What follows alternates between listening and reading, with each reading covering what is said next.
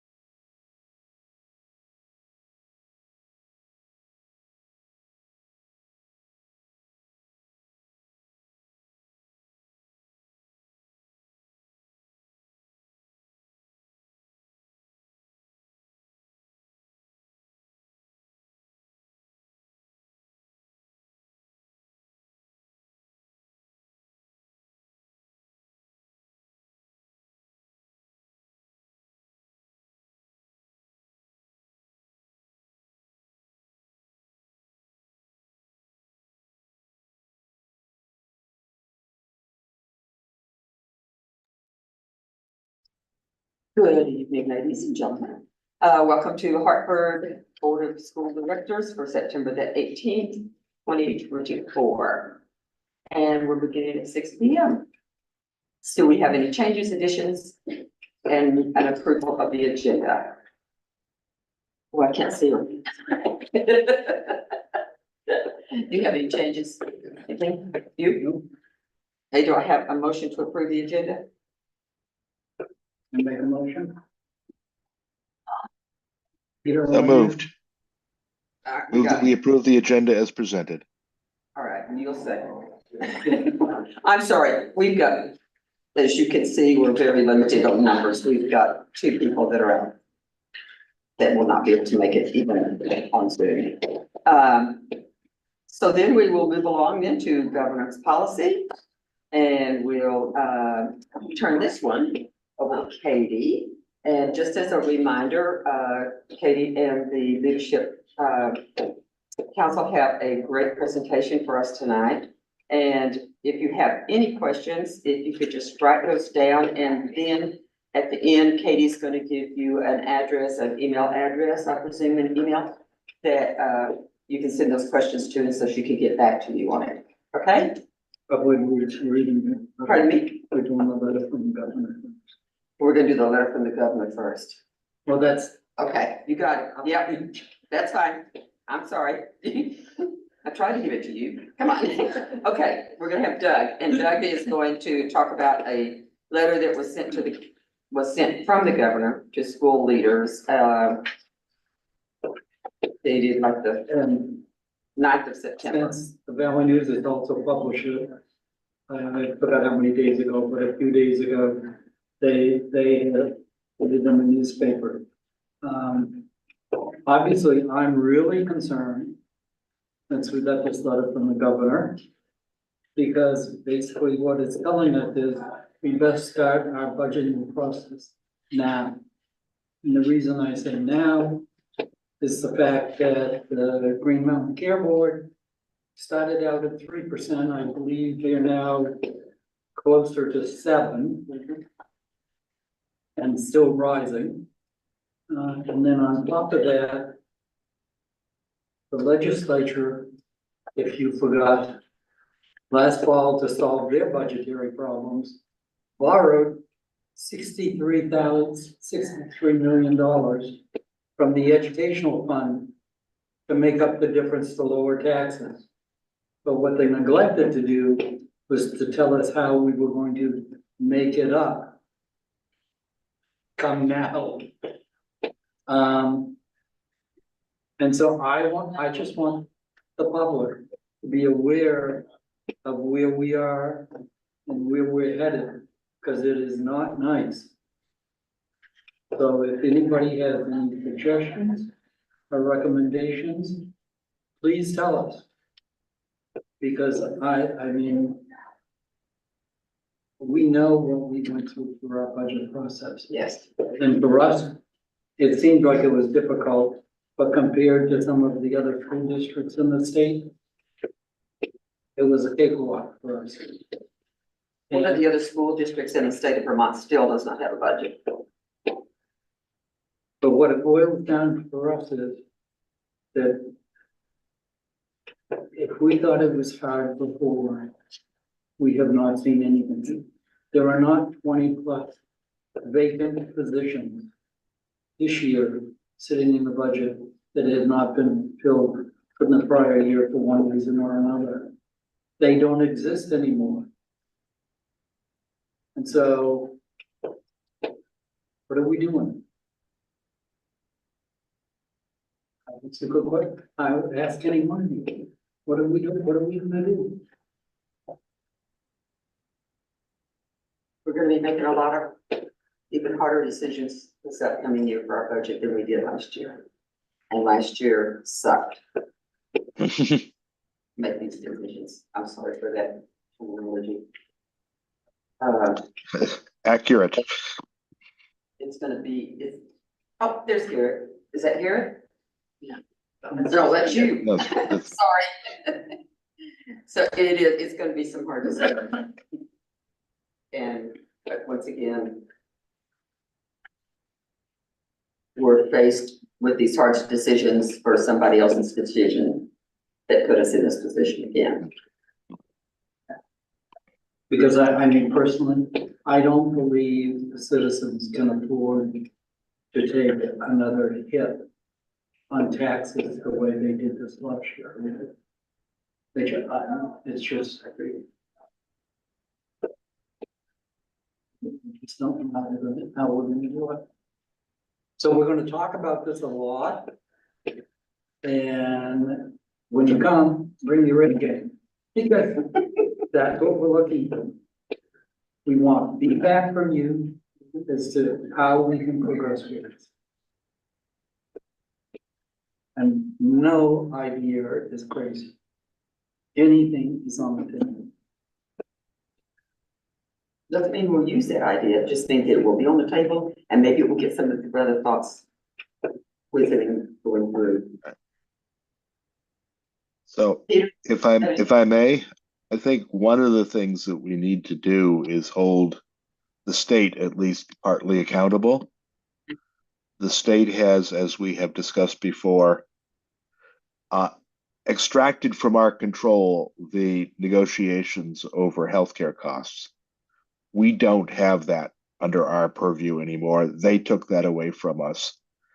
If that turns out to be one of the major drivers for the possible increases in the budget this time, we're going to have to look to them because they've accepted, demanded, taken all of the authority in that area. And we should be saying, you wanted it, you now own it, you tell us how collectively the state is going to address that. I agree with you 100%, Peter. I just don't know how we can get the state succeed. Right. Right.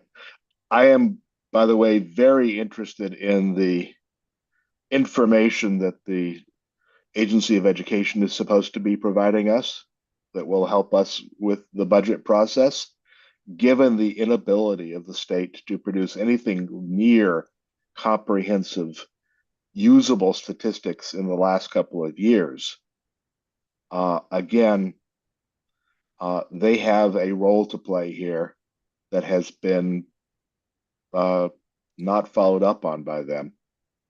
And we really do need to see what they're going to bring and treat it with a little bit of healthy suspicion, because quite frankly, they haven't done a great job in providing us with guidance. And now one way that you as our community can help is to contact your senators and your legislators in the House. Contact them, let them know. Pardon me? I said, better yet, call the governor's office. You can do Every that, morning. absolutely too, absolutely. All of that information you can get right online, just go to the state of Vermont and they'll give you all of the addresses and phone numbers and emails that you would, that you could feasibly want to have. But I urge you to please contact your legislators and your senators about this, because it's that important. And once again, it will affect not only our staffs, but it will affect our children and what we're able to provide for them. The governor will take notice in the fact that he's reminding us that he vetoed the budget. And that the legislature overrode his veto. So I really am concerned about how much help we're going to get from who. May I make a comment? Pardon me? May I make a comment? Speak. This, Got a printing press? no, I'm not gonna do down today. Hartford resident, Hartford voter, Hartford parent, Hartford employee. May I make the suggestion that when it does come down to when you are deciding, or you make the budget, you pass it on to Katie. So I guess maybe this is more for Katie. Then when it comes down to what gets cut, that staff is asked for their recommendations as part of that. Okay, thank you. Thank you. Anyone else have a comment on this subject before we move on? Are you done? I'm sorry. Okay. Now, we will get to the district's work for 2024-2025 school year. And I'm gonna turn it over to Amy. Yes. Stand to the side here.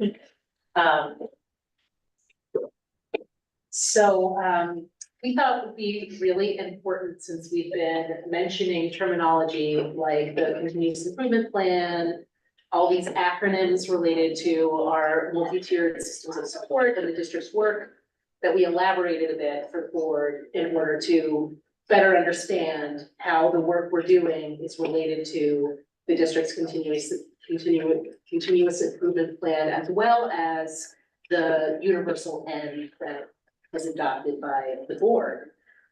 So we put together a presentation to give you more information about the connection between the district's work and the universal ends policy and the continuous improvement plan. We're gonna begin by introducing ourselves. So we'll start with Carrie. I'm Carrie Russell, and I'm the district social worker, as well as this year taking on HHB and Title IX coordinator at the district level. I'm Julia Loud, she, her pronouns, and I'm the district equity coordinator. Erica Ronstad, I am the interim director of special ed for the district.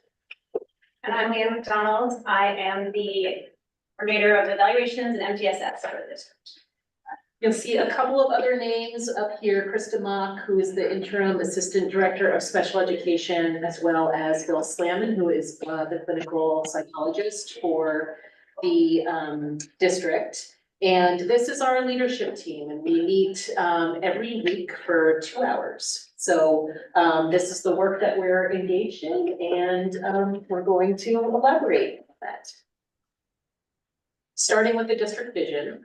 And again, this information is found in not only in the packets, but also in the link that's online at the HSD website. You'll also see this presentation. So anyone who would like to have a look again, it is available for you.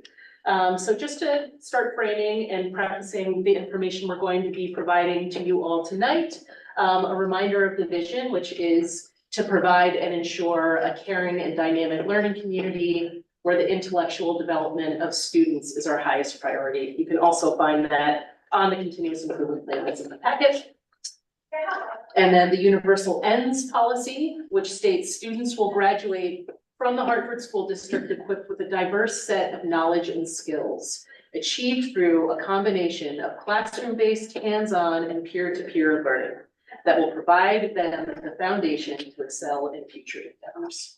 So these are the guiding references that we're working and that anchor our work that we work from. I mentioned the continuous improvement plan at our last meeting. Again, you can find it in the packet and as well as online. The continuous improvement plan is a document that we have to submit to the state. It's connected to our consolidated federal grants program and informed by individual and school-based improvement plans.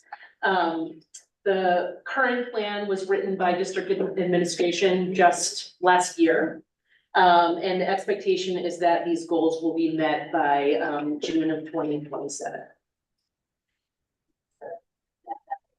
So we're going to start digging into one of the things that I think is important in framing what we're going to be presenting to you all is that what the state asks us to do is when we are submitting our application for the consolidated federal grants program, our goals need to be developed under the headings of academic proficiency and safe and healthy schools. So the goals that you're going to hear us discuss tonight are underneath those two umbrellas. So we're going to start by discussing our first goal, which is related to academic proficiency. So I won't read the whole goal, but essentially the academic proficiency goal is really based on improving our MTSS, our multi-tiered system support here in Hartford, through high-level practices and universal design for learning strategies. So that's the overall arching goal. And there's specific sort of data measures that we have developed to help us determine as we're making progress towards that goal. So the first piece is that we're providing time for grade level and oh, sorry. There we go. The first one is provide time for grade level and content area teams to meet and review and analyze student progress.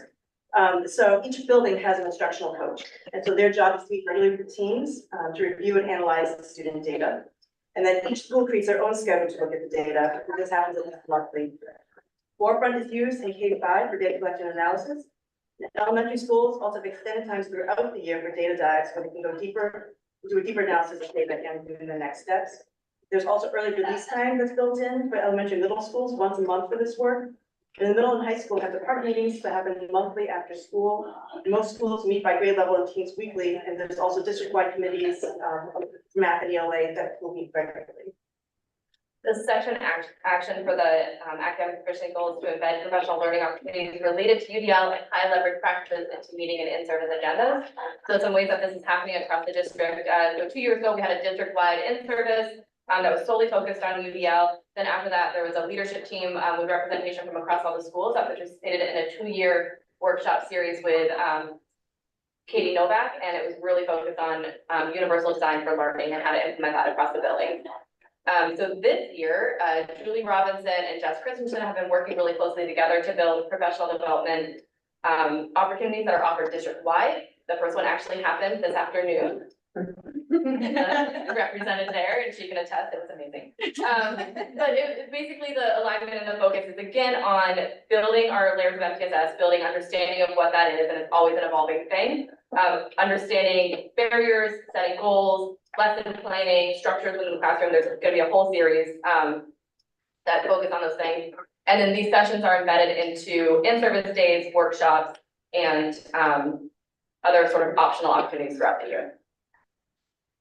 So also within that, our time for observation and feedback around universal design for learning and the high level practices. So instructional coaches are able to do that in the buildings by, walking through, seeing what's happening. Learning walks is one of the terms that they use for that, to see what's happening in other schools across different buildings and different grade levels. And there's observational goals around identifying specifically high leverage practices that are happening in the classroom, so we can, give feedback and reinforce those things. One thing I would add to that is that the instructional coaches from all of the buildings meet monthly. And they get together and they talk about, what is being implemented in the various buildings. They talk about best practices. They talk about, this is when, we might schedule our next round of learning walks in order to walk through the schools and really have a focus area. And maybe that will be 1 or 2 high leverage practices that we might want to focus on.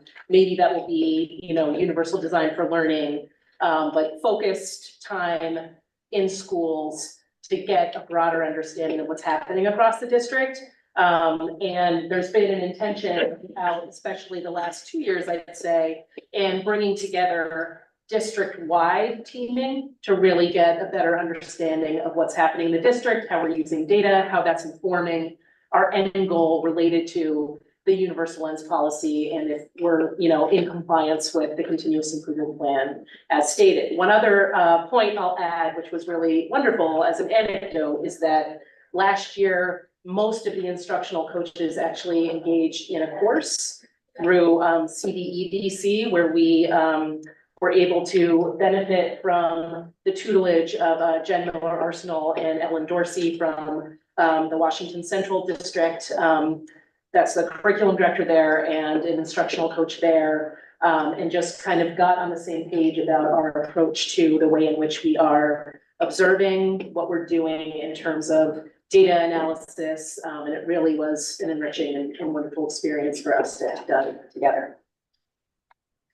Great segue into the next action, which is that we're scheduling time for district committees to meet and share minutes with the HSD Administrative Council. So Julia mentioned that we have an ELA district-wide committee and a math district-wide committee. We also have like a special ed leadership team. We have a district EST team. We have committees that are representative across all the schools to bring practice that we're doing in individual buildings to build cohesion across the district.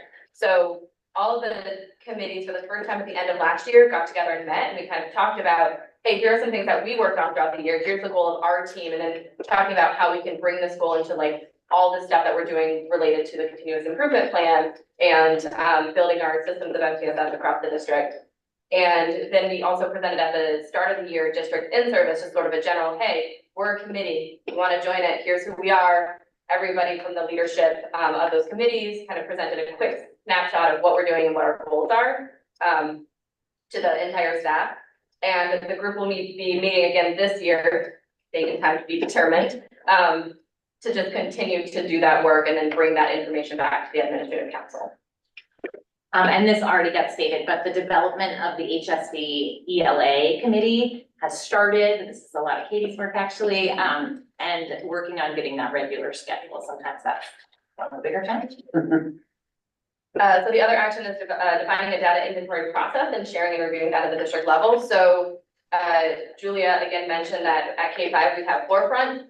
The district is currently onboarding and implementing slowly this other data visualization tool. Wow, thank you.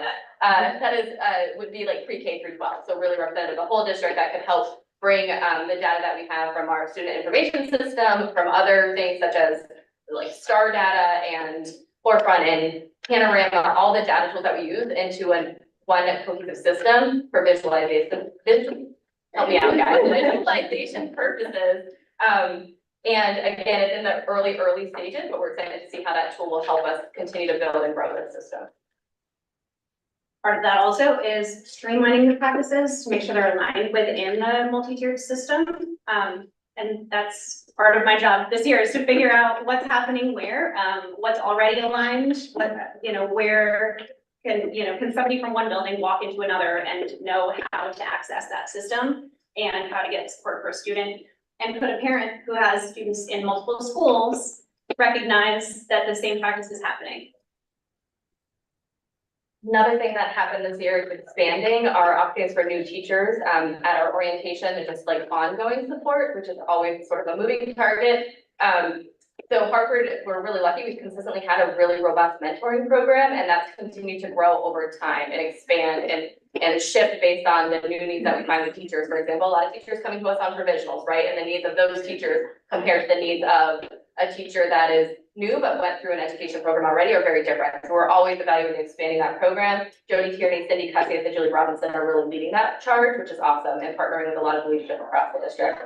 In addition, this past summer, right before the start of school, there was an amazing new teacher orientation day and then a 2-week new teacher academy where the new teachers for 1 week met with teachers and coaches, and they learned about, classroom management and lesson planning and all the different things that you have to do as a teacher, like what should the first 6 weeks of school look like, all those pieces. And then the second week of that academy was them creating and then implementing mini lessons with students from across the district, which is really cool, well received and well attended. So that was new this year, and I envision that'll continue to expand because there was a lot of success to that. And then in addition, at the middle school level, they are partnering with UVEI to provide PD around foundational learning, and they're actually kind of there's like a credit bearing program attached to that, which is really cool. And that's also our effort. It's kind of like feeds many birds with one seed in that it's another effort to help to onboard educators who are maybe new to our system in Hartford, but also maybe new to teaching, which again, we're seeing more and more of as the years progress.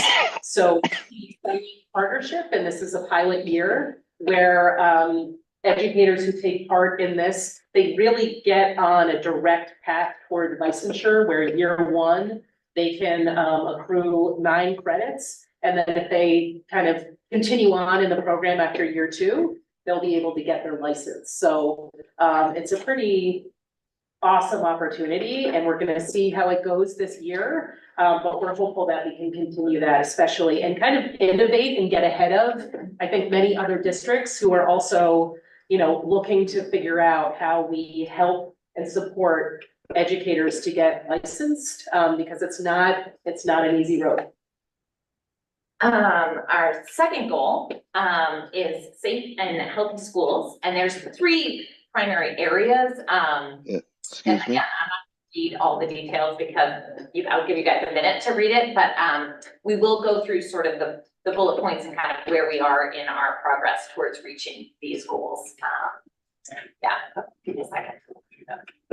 Peter, I have a question. Oh, Yes, I'm sorry, but academia, like any other profession, develops its own internal language, which is not always accessible to people who are not in academia. Would it be possible to explain what universal design for learning is and how it would help? Also, what the MTSS or multi-tiered system of supports is and how that's supposed to work? There's just some language which you have gone through quickly, but is probably not understandable to a layperson. Supposed to email our questions. I can talk about MTSS real quickly. So multi-tiered systems of support is basically the layers of support available to all students based on their level of need and identified needs. We use data to collect information around where students were fall. We have a flow chart. We've got resources. They're on the website. Reference them. Linda's an expert now. But again, it's that system of, you know, what do all students get access to? And then when they need more, how do we layer those supports on top of that so that all students get what they need? Right, so I'm, you know, the interim director of special education. Special education is one layer of that further along, but there's so many layers in between, such as working with coaches, working with interventionists, working with the district social worker, working with the equity coordinator, all those layers to support both students and teachers in doing the work that's really hard. And I would say universal design for learning is connected to that process in that there are very specific strategies and pedagogical practices that can be used to design learning for students that is accessible to all, hence universal. And so, you know, we've been working hard on helping educators to, you know, provide professional development and learning related to those strategies so that, you know, educators are able to plan lessons and thinking about access for all.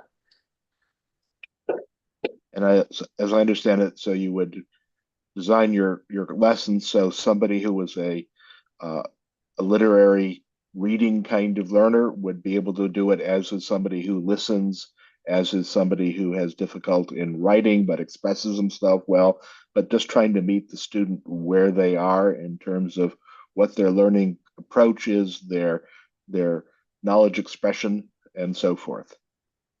Exactly.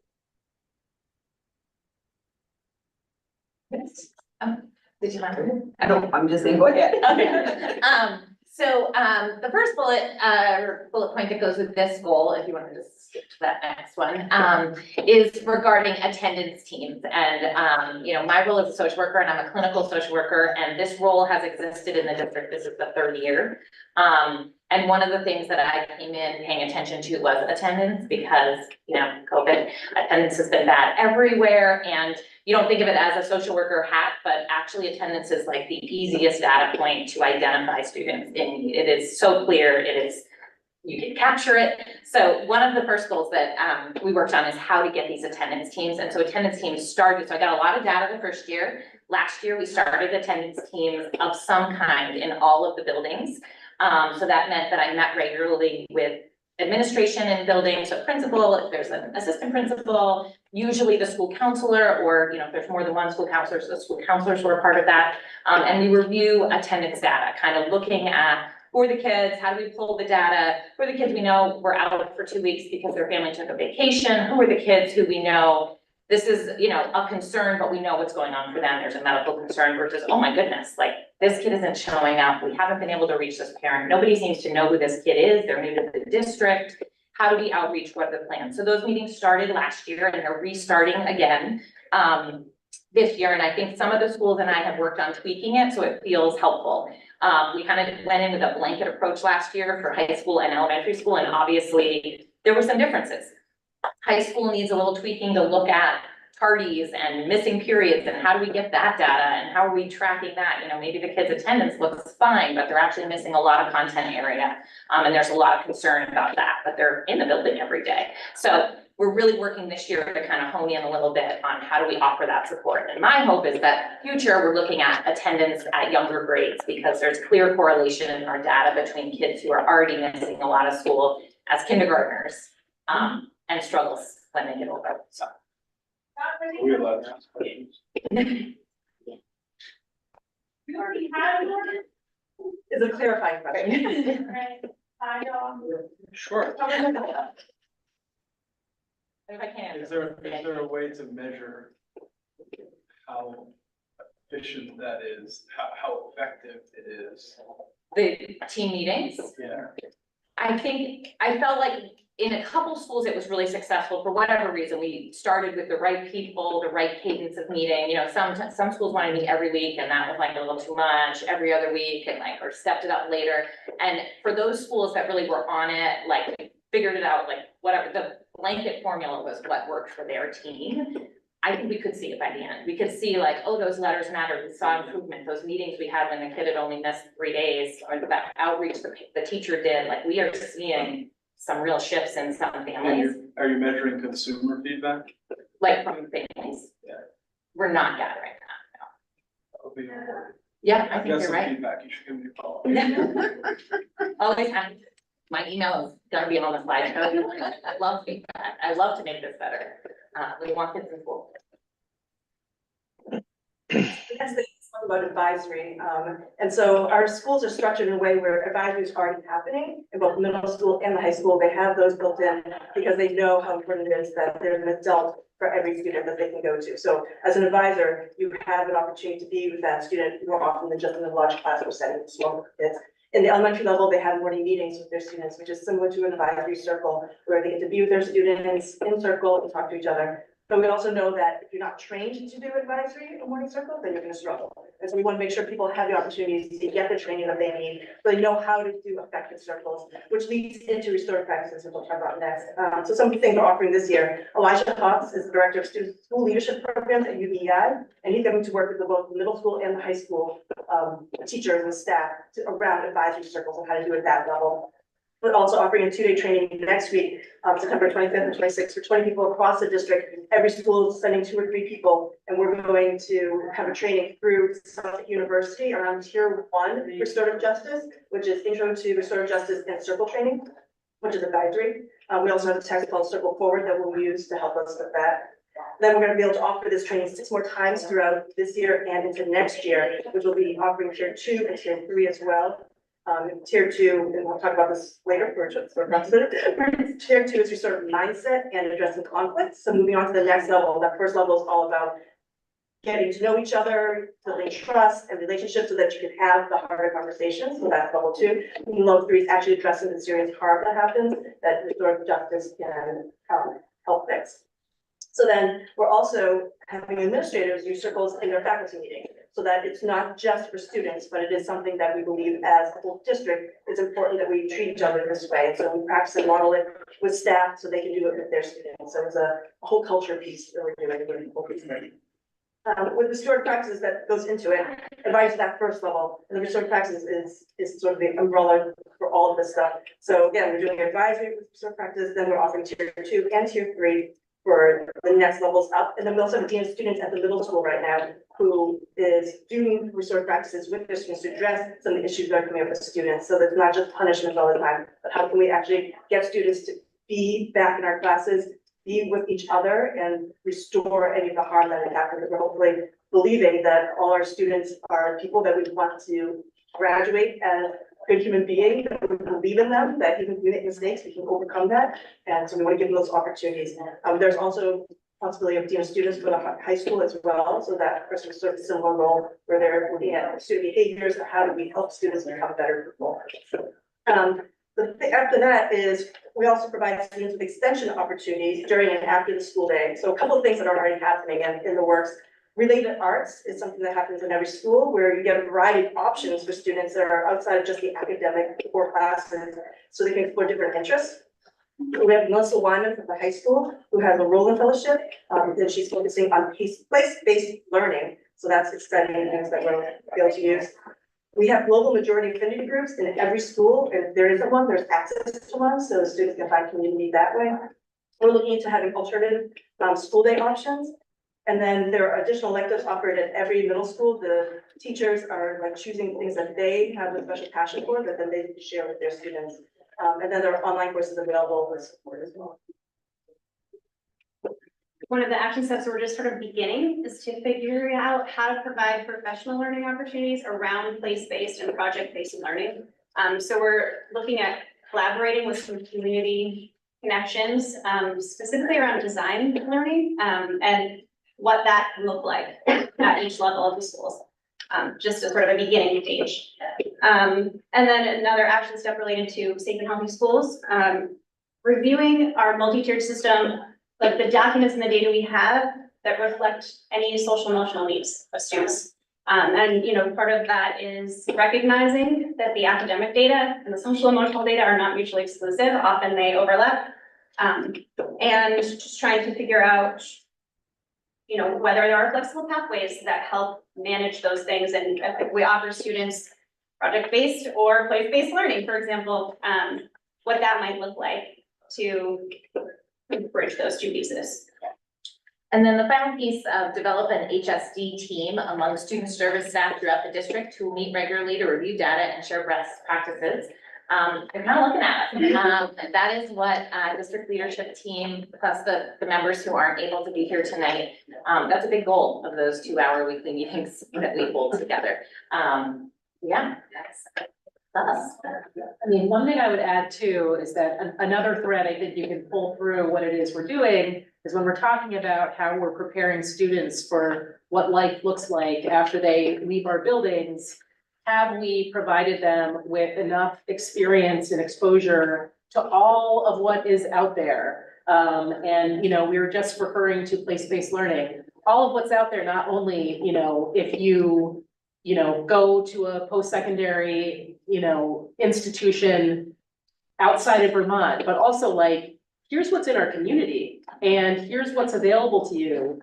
And here's how you can contribute to your community, your local community. So it's a lot more than we just want you all to be here and to kind of like do what you need to do that might feel maybe compliance oriented. It's about like, we're helping you to explore what it is as an option for you.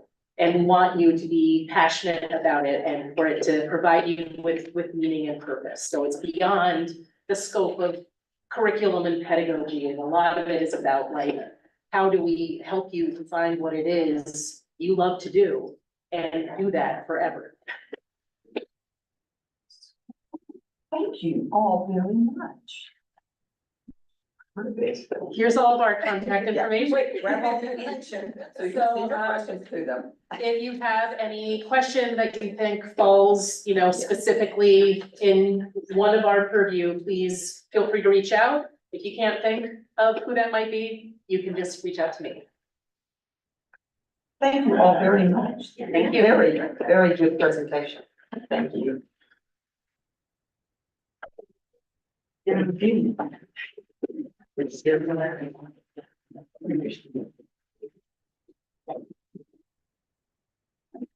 Once again, if you have any questions, please direct them to any of these ladies up here. And as Katie said, if you can't remember who they were or what they were, your questions, who your question needed to go to, contact Katie and she'll direct you there. Thank you very, very much. We're gonna open up to public comment. So, did we get the timer or no? Oh, well, thanks. Okay. So we're trying to keep, as has been our policy, to 2 minutes per person. Don't you sit over there and laugh. And just to remind you that public comment is really just that. We as a school board are here to do the work of the school board and of our school district. And we open it up to the public so that you can come in and listen to what some of the business is that we are taking care of. But there's always a but, isn't there? But it is not for the public to take over the meeting. If we need to have that kind of meeting, then we need to call a special meeting. So if that's what one of you here in the public are here and you think this is what you need, you really want to talk to us and you really want to get down into the nitty gritty of whatever the subject is, then, please let one of us know and we'll schedule a special meeting so that you can do that. But this is basically a time just to hear your comments. We will take them down, and I will respond to you hopefully by the next day. I cannot guarantee that 100%, but that's my goal for this year is to within that first 24 hours that I will respond to any of your comments. And having said all of that, I open up to public comment. Does anyone have anything? No. I have a question in there. Sure. So, in the governor's press conference, he was asked a question about the letter that he sent about school funding. And he essentially said that absent any structural change, school districts are gonna have to dig deep and find areas of opportunity. And so I'm wondering if the school district is starting to identify what some of those areas of opportunity might look like. We will be starting this week. As a matter of fact, we're trying to figure it out now. It's, plus we haven't been given any information from the state about what the new tax is going to be.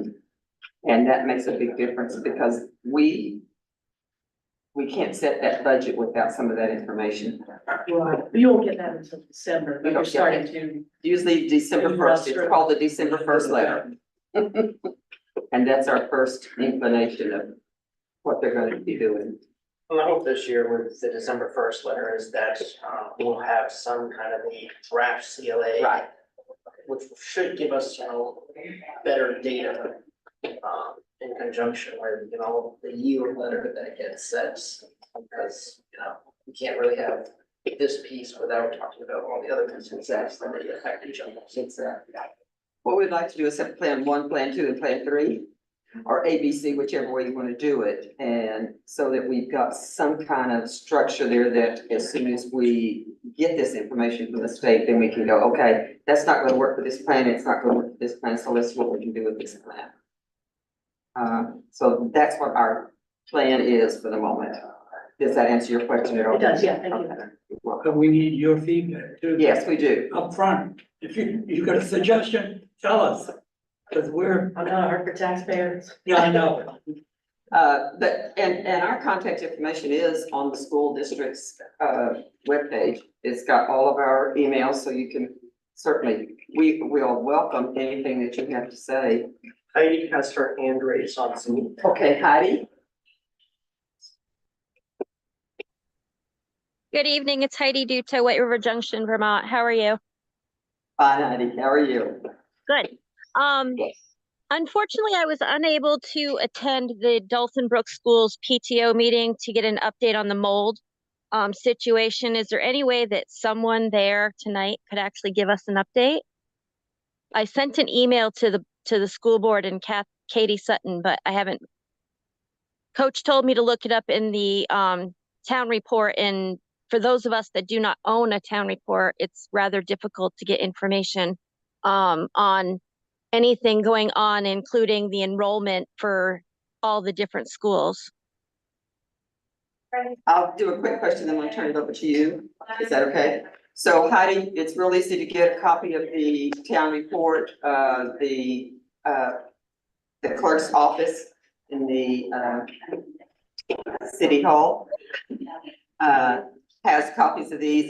They're laying out on a big table there. You can just walk in and get one and then you'll have it. And so for some of those questions, that it would be easier for you, especially if it's going to be a long, drawn out answer that, and then if you can't figure it out, then you could certainly say, I've looked at this, but I don't quite understand it. Please, can you help me with understanding it? And I'll be glad to do that. Okay, and thank you. Just give you a question over to Katie. Thank you.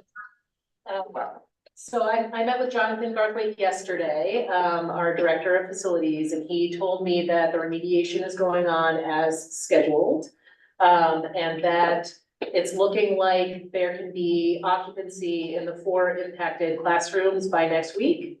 But again, what we're going to make sure of is that we get clean air samples before occupancy resumes, which they're not concerned that we will get. So that remediation is moving along well. So just as a follow-up, if you get a clear reading, will you do another reading a couple months out just to make sure that the mold did not come back? That would be a question for Jonathan. I'm not, an environmental engineer, so I'm not sure what their process is, but we're gonna follow the process as they've dictated it to us because they're the expert and the consultant that we've been working with, which is Clay Point Associates.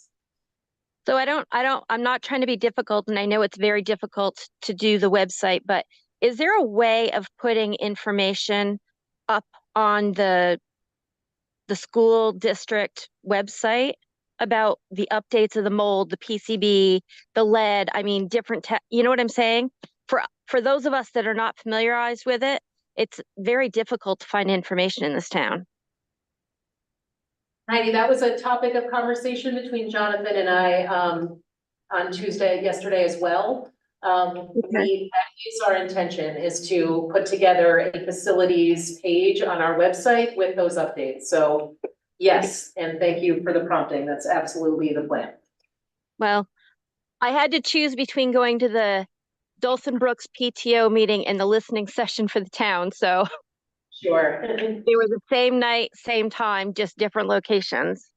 Yeah, so I think I'm good. Thank you. Thanks, Heidi. Anyone else online?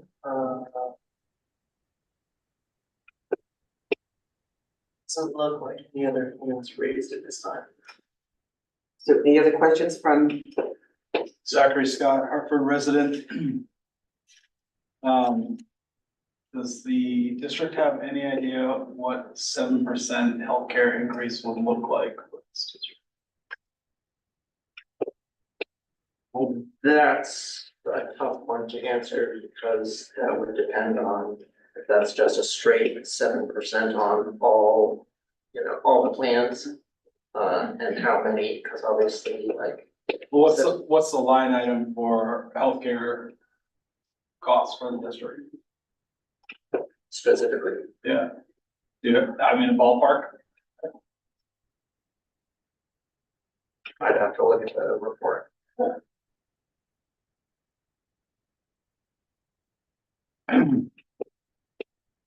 I'm wondering if in your budgetary planning, you might seek a consumer feedback survey about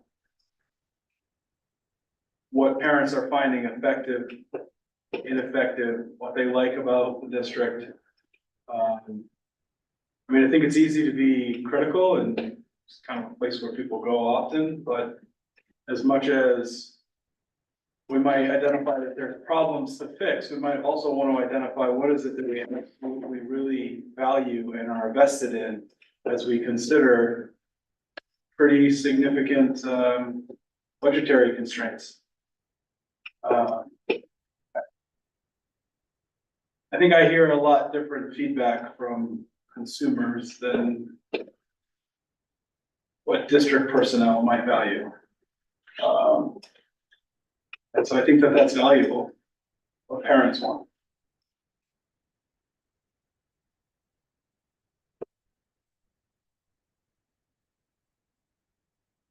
okay. Thank you, Scott. Thank you. I'm writing for this. Does anyone else have any questions or comments? If not, we'll move along to the consent agenda. Appointments, resignations, and retirements. Katie. We have one appointment, Dakota Chapman, will be joining, the Hartford Memorial Middle School. And we have a resignation, Lisa Morse, district occupational therapist. Meeting minutes of the August 28th, 2024 meeting. I'm presuming the board members got to look at it and read them. They're in the packets. Yeah. And on the Okay. folder. Okay, so do we have a motion to approve the consent agenda? Make a motion to accept it. Okay. Peter, you want to second it? It's muted. He's nodding, okay.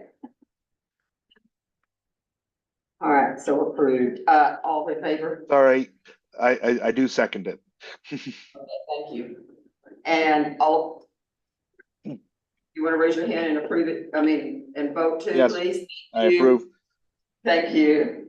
So the motion is passed. Next board meeting is, October the 9th.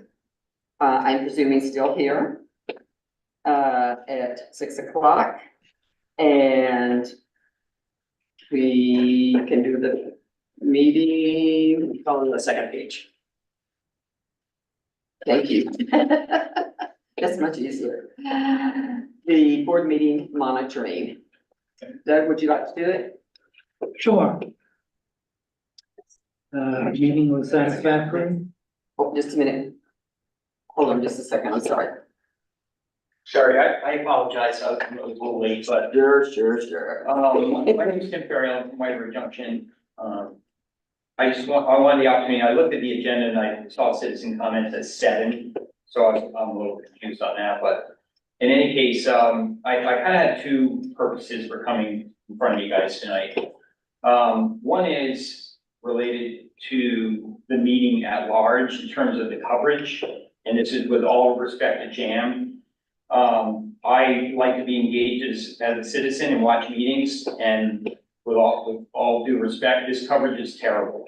If you're at home and you're watching this meeting, and I watch almost all of them, the technology and how people are covered and the sense of the room, oftentimes the sound doesn't work. It's really hard to kind of track the meaning of who's even there and kind of get the nuances that are important. So I'm kind of pleading with both you and the town. The town's better because they have that format down there. You guys used to have meetings there. I'm not really clear how you ended up here, but I would really love it if we would really make an effort to really redesign how we're covering meetings technologically speaking, both in terms of sound and video, and really improve the experience for citizens. Because it's been pretty bad. Okay. And again, that's no reflection of anyone's efforts. My second purpose for coming tonight, if I may, is really talking about organizations and leadership. And what I have seen in both my time on the board and as a citizen here is that there's some really great people with great intentions both here and in the town. But I think one of the areas that we really struggled is this idea of kind of leadership, accountability, and structure. And what I mean by that is the idea that anyone in any position of leadership deserves kind of a clear template of their expectations, of perhaps shortcomings, of things in the district that they should be working on.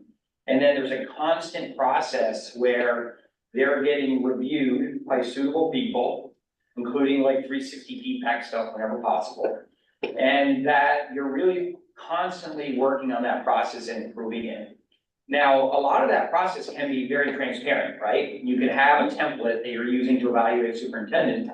The public can see it at large, but obviously they don't necessarily need to see the details if there's something that's highly personal or confidential.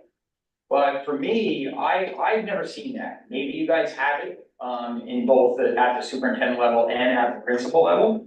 I think having that instrument in place in a dynamic fashion would address a lot of the challenges and problems that we've had as a district. So I just wanted to throw that out there. I, as a citizen, would be happy to be part of a committee to try and improve that process and have it be much more dynamic. But I think that we would get better outcomes as a district if we would really, design those instruments, be transparent about them, and use them to improve our leadership. So thank you. Thank you, Jim. Your turn. Board was prepared for the meeting. Satisfactory. Board's time was spent on ends, not means. Satisfactory. Each board member was given the opportunity to participate. Satisfactory. Board treated all persons with courtesy and fairness. Satisfactory. Board adhered to the Robert's Rules of Order. Satisfactory. Board adhered to the adopted governance style. Satisfactory. I agree. Peter? Yes.